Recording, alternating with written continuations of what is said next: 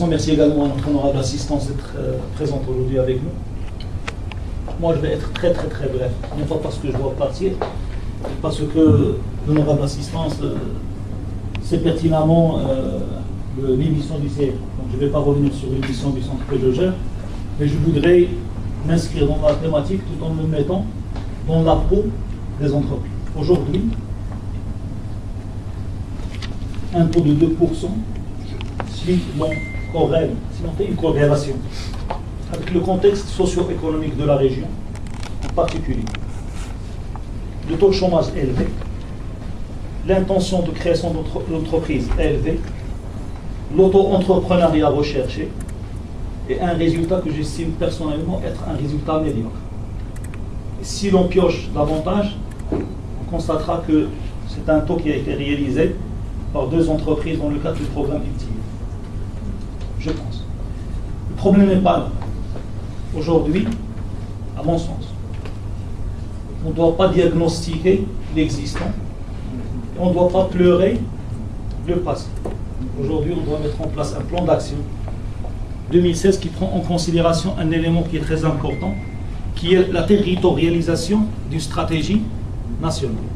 Aujourd'hui, sur le plan macroéconomique, Maroc PME a fait beaucoup de choses pour notre pays. Il a assisté beaucoup d'entreprises, il a permis, je dirais, la création de beaucoup d'entreprises. Il y a des résultats qui sont fort intéressants. Sur le plan régional, on souhaite, avec Maroc PME, à partir de ce lundi, Inch'Allah, mettre en place une feuille de route composée de 4 actions. Une action pour l'auto-entrepreneur, une action pour la TPE, une action pour la PME, une action, je dirais, de vulgarisation. Parce que la vulgarisation est un élément qui est très important. Moi, je ne reviendrai pas sur le diagnostic, parce que mes amis banquiers, le programme d'Imtiaz, ils constatent même que l'entreprise, quand elle présente un dossier, il est incomplet, etc., quand elle se met en concurrence avec une entreprise casablancaise, appuyée par un consultant qui lui fait le dossier, l'entreprise qui peut débourser 50 000 dirhams pour le dossier. Les entreprises à l'aqd l'hal, l'auto-entrepreneur à l'aqd l'hal, la PME à l'aqd l'hal, la société anonyme, les grandes entreprises, le reste c'est un tissu de PME, et si on rentre dans la boîte noire, alors on va découvrir des choses qui vont nous étendre. Donc il nous revient aujourd'hui de les assister, de les accompagner pour qu'ils réussissent l'intégration dans ce programme. Un taux de 2% reste insignificatif et n'est pas corollaire avec ce qu'on est en train de vivre dans la région. Alors ce que je demande aujourd'hui, je demande à ce que nous tous, je dirais partis publics, partis privés, les entreprises, qu'on se mette à table. Donc, avant de se mettre à table, il faut que nous, on a un collège. Aujourd'hui, on travaille dans un collège composé d'une série de la wilaya, de la chambre de commerce, la CGM, le conseil régional, le FIRO, et on a des représentations des entreprises. On met en place un package.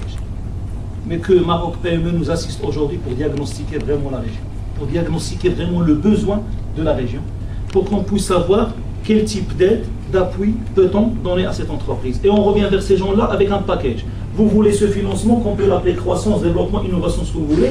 On veut ce financement, voilà ce qu'il faut avoir, voilà ce qu'il faut faire, voilà les conditions qu'il faut remplir.